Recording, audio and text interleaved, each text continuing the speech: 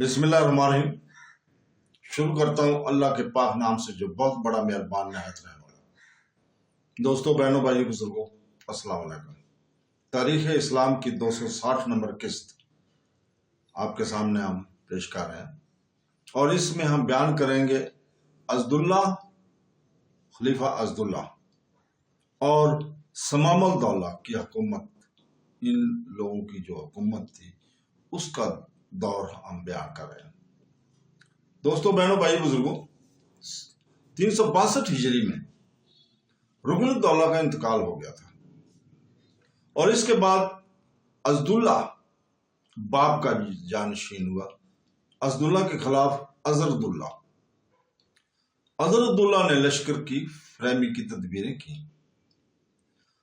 عضداللہ کے ارادوں سے مطلع ہو کر بغداد پر چڑھایا۔ بغداد پر قبضہ کرنے کے بعد بصرہ پر بھی قابض ہو گیا۔ یہ واقعہ آخر سن 366 ہجری کا ہے۔ سن 367 کے شروع ہونے پر عضداللہ نے اپنے باپ کے وزیر ابو الفتح بن حمید کو، جو عضداللہ کا ہمنوا ہو گیا تھا، پکڑ کر اندھا کر دیا اور قید میں ڈال دیا تھا۔ اور جب قید میں ڈال دیا تھا تو عضداللہ نے اپنے وزیر امید کو، جو مزداللہ کا ہمساز ہو گیا تھا، اندھا کر دیا اور موصل اور شام کی طرف چلا گیا۔ وہاں سے ابو تغلب والی موصل کو اپنا ہمدرد بنا کر فوج لے کر بغداد پر حملہ آور ہو گیا۔ جب یہ بغداد پر حملہ آور ہوا تو ابو تغلب آوارہ ہو کر قیصر روم کی طرف چلا گیا۔ وہاں قیصر نے اپنی لڑکی کی شادی ابو تغلب سے کر دی۔ بہرحال صوبہ موصل سے چند روز کے لیے بنو ہمدان کی حکومت منتقل ہو گئی تھی۔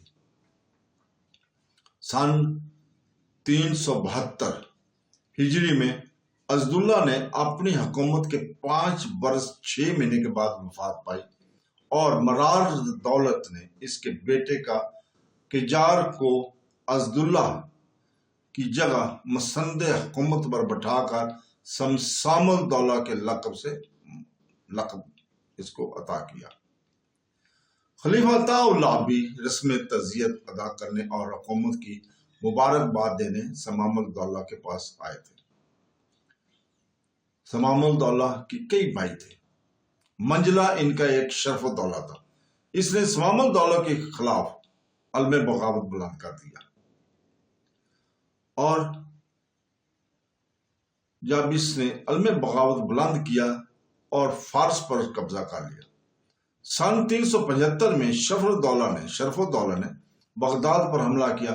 رمضان المبارک سن 376 ہجری میں شرف الدولہ نے ثمام الدولہ کو گرفتار کر کے بغداد پر قبضہ کیا۔ خلیفہ عطا اللہ نے شرف الدولہ کو کامیابی پر مبارکباد دی۔ ثمام الدولہ کو فارس بھیج دیا گیا۔ وہاں پہنچ کر ثمام الدولہ کو آزاد کر دیا گیا۔ شرف الدولہ جب بغداد اور عراق پر قابض ہوا تو موصل میں فتنہ و فساد برپا تھا۔ بنو ہمدان میں سیف الدولہ کے بعد اس کا بیٹا سعد اللہ حلب وغیرہ پر حکمران تھا۔ شرف الدولہ بن عضداللہ 2 برس 8 مہینے کی حکومت کے بعد سن 379 ہجری میں بعرضہ استقا فوت ہوا۔ شرف الدولہ کی وفات کے بعد اس کا بیٹا بہاءالدولہ حکمران ہوا۔ بہاءالدولہ کو خلیفہ عطا نے حزب دستور خلد دیا اور مبارکباد دینے خود آیا۔ بہاءالدولہ نے ابراہیم اور حسین پسران ناصر الدولہ بن ہمدان کو موصل کی حکومت پر مامور کر کے بطور عامل اپنی طرف سے بھیج دیا، مگر پھر اس انتظام پر پیشمان ہو کر موصل سے سابق عامل کو لکھا کہ ان کو حکومت سپرد نہ کرے جائے، ان کے ہاتھ میں حکومت نہ دی جائے۔ لیکن ابراہیم اور حسن نے زبردستی موصل پر قبضہ کر لیا۔ سن 380 میں بہاءالدولہ نے اپنے بھتیجے ابو علی بن شرف الدولہ کو جو فارس میں حکومت کر رہا تھا دھوکے سے بلا کر قتل کر ڈالا اور خود فارس کی طرف روانہ ہو گیا، وہاں کے خزائن پر قبضہ کرے، چنانچہ وہاں پہنچا اور فارس پر قبضہ کر لیا۔ اسی اسنا میں سمسان الدولہ نے جو فارس میں موجود تھا اپنے گرد لوگوں کو جمع کر کے ملک پر قبضہ کرنا شروع کیا۔ آخر نوبت یہاں تک پہنچی کہ بہاؤالدولہ نے کے ساتھ اس شرط پر صلح کرنی پڑی کہ فارس پر سمسان الدولہ کا قبضہ رہے۔ اس صلح نامہ سے فارغ ہو کر بہاؤالدولہ بغداد کی طرف آیا۔ یہاں آ کر دیکھا تو شیعہ سنیوں میں لڑائی برپا تھی۔ بہاؤالدولہ نے دونوں کو مسالت کرا کے خاموش کر دیا۔ ماہ رمضان المبارک 381 میں خلیفہ طا اللہ نے دربار عام کیا۔ بہاؤالدولہ تخت کے قریب ایک کرسی پر بیٹھا تھا، آرا دولت آ رہے تھے اور خلیفہ کی دست بوسی کرنے کے بعد اپنی اپنی جگہ بیٹھے جاتے تھے۔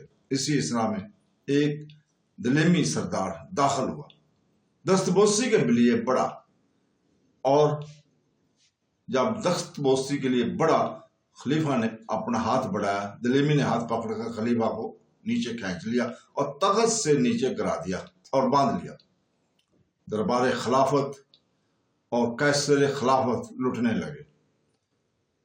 بہاؤالدولہ اپنے مکان پر آیا اور دلیمی لوگ خلیفہ کو کھینچتے اور بے عزت کرتے ہوئے بہاؤالدولہ کے مکان پر آئے۔ بہاؤالدولہ نے مجبور ہو کر خلیفہ طا سے خلافت کا اعلان کرایا اور ابو العباس بن اسحاق بن مقتدر کو بلا کر قادر بلا کے لق سے تخت خلافت پر بٹھا دیا۔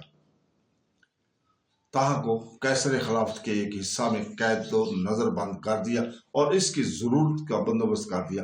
سن 392 تک طا اس حالت میں رہا اور پھر وہ فوت ہو گیا۔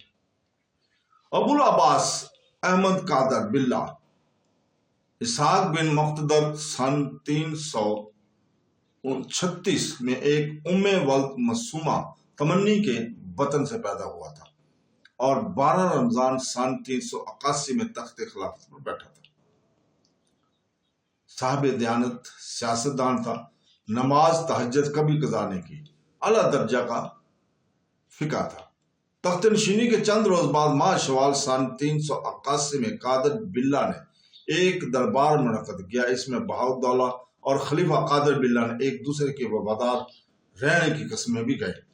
قادر باللہ نے اس تذلیل اور تحقیر کو جو طا اللہ کے زمانے میں خلیفہ بغداد کی ہو چکی تھی کم کرنے کی کوشش کی اور وقار خلافت کو قائم کرنے کا خواہش مند رہا، مگر دلیمی اس طرح قابو آفتہ ہو چکے تھے، بے قابو ہو چکے تھے اور خلافت کا مرتبہ اس قدر پست ہو چکا تھا کہ قادر باللہ کوئی بہت بڑا تخیر پیدا نہ کر سکا۔ تاہم اس نے طا کے مقابلے میں اپنے مرتبہ کو ضرور ترقی دی۔ سن 380 میں جیسا کہ ہم پہلے بیان کر چکے ہیں، سمسان الدولہ اور بہاؤالدولہ کے درمیان اس بات پر صلح ہو گئی تھی کہ فارس پر سمسان الدولہ کی اور عراق پر بہاؤالدولہ کی حکومت رہے گی، مگر بہاؤالدولہ نے 383 میں فارس پر فوجیں بھیجیں کہ سمسان الدولہ کے عاملوں کو بے دخل کر کے فارس پر قبضہ کر لیں۔ سمسان الدولہ نے ان فوجوں کو شکست دے کر بھگا دیا۔ سن 384 ہجری میں بہاؤالدولہ نے تغان ترکی کے متحدی میں ایک زبردست فوج فارس کی طرف روانہ کی۔ سمسان الدولہ نے متعدد لڑائیاں لڑی۔ سمسان الدولہ اور بہاؤالدولہ کی لڑائیوں کا سلسلہ سن 388 ہجری تک جاری رہا، کبھی یہ کامیاب ہوتا اور کبھی وہ۔ آخر ماہ ذوالحج 388 ہجری میں 9 برس فارس میں حکومت کرنے کے بعد سمسان الدولہ گرفتار ہو کر مقتول ہوا اور فارس پر بہاؤالدولہ کا قبضہ ہو گیا۔ سن 379 میں بہاؤالدولہ خود فارس کے ملک میں گیا اور عراق کی حکومت ابو جعفر حجاج بن ہرمز کو سپرد کر کے بغداد میں چھوڑ گیا۔ خلیفہ قادر باللہ نے ابو جعفر کو امیت الدولہ کا خطاب دیا۔ اس سال یعنی سن 399 میں خاندان سامانیہ کے قبضہ سے مادر النہر کا بھی تمام علاقہ نکل گیا اور اس خاندان کا خاتمہ ہو گیا۔ سن 384 ہجری خراسان اس کے قبضے سے بھی نکل چکا تھا۔ بنو سامان کی سلطنت کے نصف حصہ پر تو بنی سبتگین نے قبضہ کر لیا تھا اور بقیہ نصف پر ترکوں کا قبضہ ہو گیا تھا، جس کا مفصل حال ہم بعد میں کسی اور قسط میں انشاءاللہ تعالیٰ کریں گے۔ چند روز کے بعد بغداد میں شیعوں اور سنیوں کے درمیان فساد برپا ہوا۔ بہاءالدولہ نے فارس میں یہ خبر سن کر امید الدولہ کو عراق اور بغداد کی حکومت سے معزول کر کے سن 390 میں ابو علی حسن بن ہرمز کو عنان حکومت دے کر امید الحویش کا خطاب دیا۔ امید الحویش نے شیعہ سنیوں کے فساد کو مٹایا اور اچھا انتظام ملقب کیا۔ سن 391 میں امید الجویش کو معزول کر کے ابو نصر بن صابور کو عراق اور بغداد کی حکومت سپرد کر دی گئی۔ شیعہ سنیوں میں پھر فساد برپا ہو گیا، مگر چند روز کے بعد مسالت ہو گئی۔ سن 350 میں بہاءالدولہ کا انتقال ہوا اور اس کی جگہ اس کا بیٹا سلطان الدولہ حکومت کرنے لگا۔ خلیفہ قادر باللہ نے اس کو سلطان الدولہ کا خطاب دیا۔ تو دوستو، اس کے ساتھ ہی ہم اجازت چاہتے ہیں کل تک کے لیے۔ کل انشاءاللہ تعالی ہم اگلی قسط میں آپ کے ساتھ حاضر ہوں گے۔ اللہ حافظ۔